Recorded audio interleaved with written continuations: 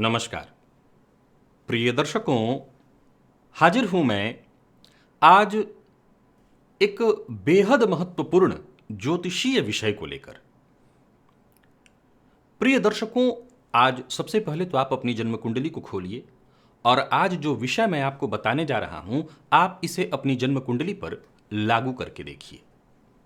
विषय है भाव, उसके स्वामी अर्थात भावेश और उसके कारक अर्थात भाव कारक।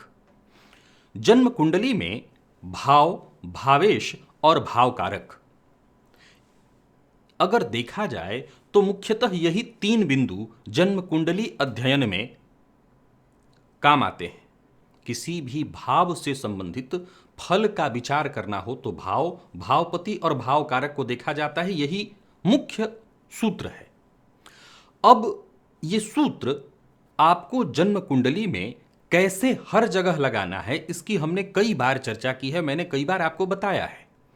आज मैं आपको बताने जा रहा हूं भाव, भावेश और भाव कारक का आपसी संबंध।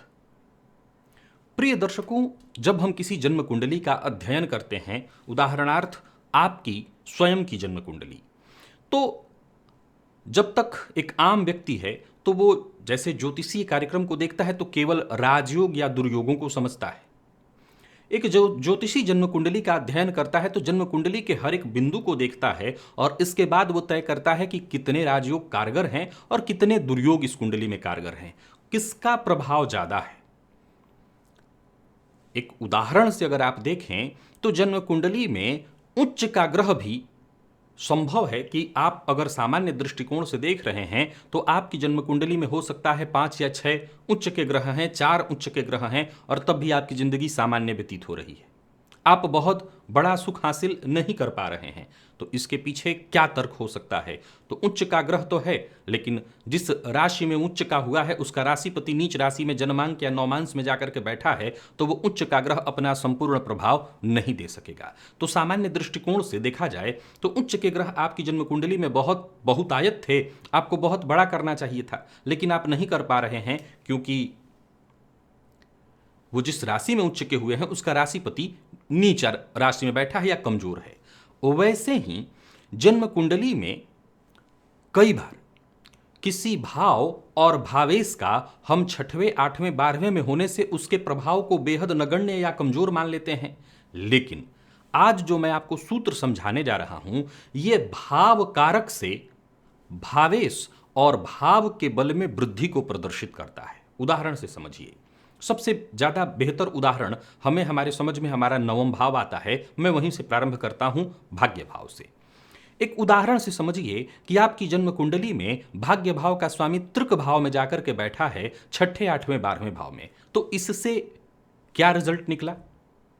इससे यह रिजल्ट निकला कि जातक का भाग्य कमजोर हुआ।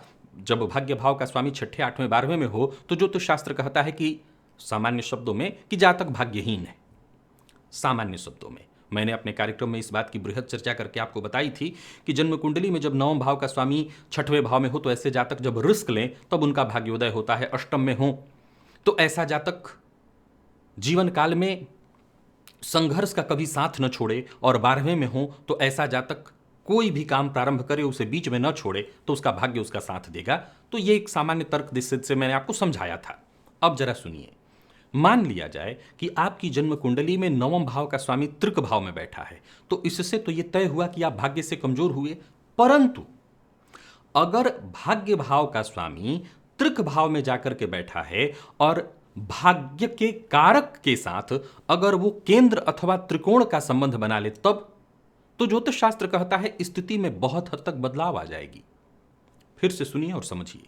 मान लिया जाए आप किसी भी लग्न के हैं, आपके नवम भाव के स्वामी तृक भाव में बैठे हैं और जहां वो तृक में बैठे हैं वहां से देव गुरु से उनका संबंध केंद्र का यानी 1, 4, 7, 10 का अथवा नवम पंचम त्रिकोण का संबंध बन रहा है। विशेष करके केंद्र का संबंध बहुत प्रभाव देता है।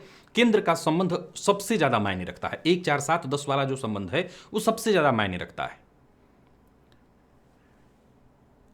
तो यह स्थिति अपने आप में बेहद महत्वपूर्ण हो गई। उदाहरण से समझिए कि आपकी जन्म कुंडली में भाग्य का स्वामी जाकर के 6ठ भाव में बैठा है और देव गुरु बृहस्पति नवम में ही बैठे हैं, तो गुरु के साथ भाग्यपति का संबंध कैसा बना?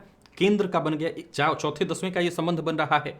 अथवा मान लिया जाए कि त्रिकोण का ही संबंध ले लीजिए, या संबंध आप साथ का ले लीजिए। मान लिया जाए कि देवगुरु बृहस्पति भी साथ साथ भाग्येश के षष्ठ में बैठे हैं, तो इसका मतलब है ऐसे जातक भाग्य से कमजोर नहीं होगा, क्योंकि अगर आपकी भाग्य कुंडली बनाई जाएगी तो लग्न में ही भाग्येश के साथ भाग्य कारक बैठे मिलेंगे, फलस्वरूप ऐसा जातक भाग्य से कमजोर नहीं हुआ। आप इस बात को जन्म कुंडली के प्रत्येक भाव के साथ लागू कर सकते हैं। उदाहरण से अब अपने जीवन का सबसे महत्वपूर्ण धन भाव लीजिए। मान लिया जाए कि आपकी जन्म कुंडली में धन भाव का स्वामी तृक भाव में बैठा हुआ है, किसी भी तरह से पीड़ित अथवा कमजोर है, तो आपके पास धन की कमी बनी रहेगी। ये एक साधारण सूत्र हुआ। ऐसा जातक धन संचित नहीं कर सकेगा, धनाभाव से परेशान रहेगा। पीड़ित होने का मतलब आप जानते हैं, अस्त हो, मृत हो, अंश बल से कमजोर हो, पापग्रह से दृष्ट हो, अथवा पाप मध्यत्व में हो, तो वो कमजोर हुआ। लेकिन अब धन कारक कौन है? तो धन कारक भी देवगुरु बृहस्पति ही हैं। अब धन कारक के साथ केंद्र का संबंध अगर धनेश का बन जाए अथवा नवम पंचम का संबंध बन जाए तो ये तय है। एक और सूत्र यहीं पर आपको याद रखना होगा। देखिए, जन्म कुंडली में बनने वाला कोई भी दुर्योग व्यर्थ नहीं जाता। जैसे अगर धनेश पीड़ित अवस्था में, मृत अवस्था में है, तो प्रथम सूत्र क्या कहता है? ऐसा जातक धनहीन होगा। ये प्रथम सूत्र हुआ, तो ये सूत्र व्यर्थ नहीं जाएगा। जैसे किसी ऋषि ने किसी को श्राप दिया, तो वो श्राप व्यर्थ नहीं जाएगा, श्राप तो भोगना पड़ेगा, परंतु साथ ही साथ कहा कि जाओ कुछ दिन इंतजार करो, भगवान आएंगे। तो ऋषि ने अगर अपने श्राप का काट बता दिया तो सीधी सी बात उसको भगवान भी मिले। वैसे ही अगर द्वितीय भाव पीड़ित है तो ज्योतिष शास्त्र का कथन कि धनहीन होगा। अब धनहीन होना, और अगर धन कारक के साथ धनेश का संबंध नवम पंचम या केंद्र त्रिकोण का बन गया, तो ऐसे जातक के पास धन टिकने में दिक्कत होगी, लेकिन धन के कारण उसका कोई काम कभी नहीं रुकेगा। अर्थात वो सामान्यतया अपने नजरिए से देखे तो उसको जरूर ऐसा प्रतीत होगा कि मेरे पास कहां धन होता है, लेकिन आम जनमानस के दृष्टिकोण से देखें तो कोई नहीं कहेगा कि यह व्यक्ति धन से कमजोर है। वो स्वयं भी इस बात को महसूस करेगा कि धन के कारण उसका कोई काम कभी नहीं रुक रहा है। अब इसी बात को आप जन्म कुंडली के अष्टम से जरा समझिए। ये तो अच्छे भावों की हम चर्चा कर रहे थे, अब बाकी भाव आप समझ ही लिए। उदाहरण से एक बार संतान ही भाव को ले लीजिए, पंचम को, फिर मैं अष्टम को भी आपको समझाता हूं। मान लिया जाए जन्म कुंडली में आपका पंचम भाव है, इसके भी कारक देवगुरु बृहस्पति ही हैं। अब आपकी जन्म कुंडली का जो पंचम भाव है, ये पंचम भाव का स्वामी जो है पीड़ित है, पूरी तरह से पीड़ित है, छठे आठवें बारहवें में ही जाकर के बैठा है। तो संतान सुख को इसने बाधित बताया, या तो संतति होगी पर संतान का संपूर्ण सुख नहीं ले पाएगा जातक, या संतति होगी तो संतति के साथ जातक के संबंध बहुत अच्छे नहीं होंगे। किसी भी तरह से जन्म कुंडली में पंचमे से यदि पीड़ित हुआ तो जातक को संतान सुख नहीं हो, एक अथवा हो तो संतान से सुख न हो, दो। लेकिन अगर यही संतानेश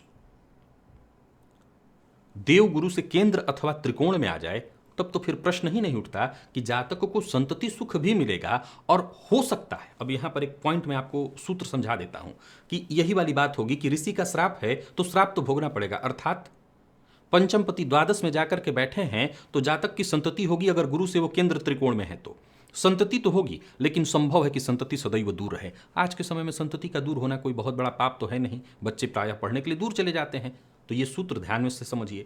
अब किसी के मन में यही प्रश्न अगर उत्पन्न हो गया कि भाई अगर देवगुरु बृहस्पति के बारे में आपने 3 भावों में चर्चा की, देवगुरु बृहस्पति ही यदि इन भावों के स्वामी होकर के और जब पीड़ित भाव में चले जाएं, फिर कहने की जरूरत ही नहीं, फिर भावपति भाव कारक तीनों का नुकसान हो जाएगा, फिर कष्ट झेलना ही है उस भाव से संबंधित, फिर उसके उपाय रास्ते बच जाते हैं, दूसरा कोई रास्ता नहीं बचता। अभी मैं अष्टम की चर्चा कर रहा था। अष्टम भाव किस चीज का है? आयु का। ये स्वयं बुरा भाव है। अब मान लिया जाए कि जन्म कुंडली में अष्टमेश पीड़ित हो जाए, अष्टमेश किसी भी तरह से पीड़ित हो जाए, मृत अवस्था में हो, इत्यादि इत्यादि इत्यादि। अष्टमेश का पीड़ित होकर के आपकी कुंडली में कहीं बैठ जाना, कमजोर हो जाना, आपके आयु के क्षरण को प्रदर्शित करता है। लेकिन अगर ये शनिदेव से केंद्र अथवा त्रिकोण का संबंध बना ले तो फिर आयु क्षरण की जो स्थिति है उसमें बहुत हद तक अंतर आएगा। यानी हम संपूर्ण रूप से अब जन्म कुंडली में सीधा सीधा ये नहीं कह सकते कि इस जातक की आयु कम होगी। उसने आयु कारक के साथ केंद्र त्रिकोण का संबंध बनाया हुआ है। फलस्वरूप आयु पर अब हमें संपूर्ण रूप से विचार एक बार फिर से करना होगा और समझना होगा। आप अपनी जन्म कुंडली को, जैसा मैंने कहा था, खोलिए और हर भाव को देखिए। आप जानते हैं ये जो मेरा चैनल है उस पर मैंने कम से कम ज्योतिष के इतने वीडियोस तो डाल ही दिए हैं। राशिफल में हर दिन सूत्र बताता हूं। अब ये भी बताने की आवश्यकता आपको होगी कि किस भाव के कौन कारक और कौन अति विशिष्ट कारक ग्रह हैं, मुझे नहीं लगता है।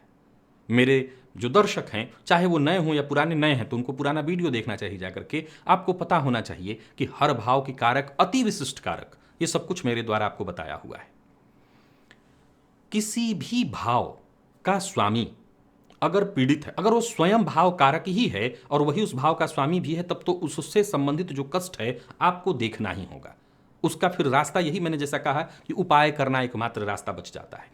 लेकिन ज्योतिषीय तर्क के आधार पर आपकी जन्म कुंडली को जहां समझने की बात हो, वहां मैंने कहा कि अगर किसी भाव से भाव कारक का संबंध भाव और भावेश से, ये भाव से भी देखा जाता है और भावेश से भी, भावेश से भाव कारक का संबंध केंद्र अथवा त्रिकोण का बन जाए तो उस भाव के प्रभाव में वृद्धि हो जाती है और उससे संबंधित प्रभाव मिलने लगता है। ठीक यही बात भावेश पर भी आप भाव पर भी लागू कर लीजिए कि भाव से भी अगर भाव कारक का संबंध केंद्र अथवा त्रिकोण का बन जाए तो उस भाव के प्रभाव को केंद्र अथवा त्रिकोण में बैठा भाव कारक जागृत करने का प्रयत्न सदैव करेगा। और ऐसी अवस्था में अगर भाव कारक आपके लग्न से संबद्ध है, जुड़ा हुआ है, जैसे वृषभ लग्न की कुंडली है तो यहां देवगुरु बृहस्पति भाव कारक नहीं है, परंतु हम किसी और भाव की या उस भाव के कारक की चर्चा कर रहे हों जो वृषभ लग्न में या तुला लग्न में कारक माना जाएगा, तो उससे संबंधित रत्नों को पहन करके आप अपने भाव कारक को और बली कर सकते हैं, जिससे आपका कमजोर भाव जागृत हो जाए। और अगर कोई ग्रह ऐसा है जो लग्न से संबद्ध नहीं है, अर्थात वृषभ लग्न में देवगुरु बृहस्पति को हमें जागृत करना है, तो हम रत्न नहीं पहनाएंगे, हम उससे संबंधित जातक को धातु पहना करके, उनके मंत्रों का जप इत्यादि करा करके, उनसे संबंधित भोज्य पदार्थों को खिला करके जातक के तत्व की में वृद्धि करेंगे, शरीर में जो तत्व उसके कमजोर हैं उसकी वृद्धि करेंगे और जो भाव कमजोर है उस भाव के प्रभाव में वृद्धि करा लेंगे। तो आशा करता हूं आज ये जो ज्योतिषीय विषय मैंने आपको बताया है आप भली भांति समझ लिए होंगे और अपनी जन्म कुंडली पर इसे आजमाइए और देखिए कि कौन कौन सा भाव, कौन कौन से भावेश भाव कारक के साथ केंद्र त्रिकोण का संबंध बना रहे हैं। जितने भाव, जितने भावेश भाव कारक के साथ संबंध बनाएंगे केंद्र त्रिकोण का, वो भाव मजबूत माना जाएगा। आज के लिए बस इतना ही, इजाजत दीजिए, पुनः मुलाकात हो। तब तक के लिए नमस्कार।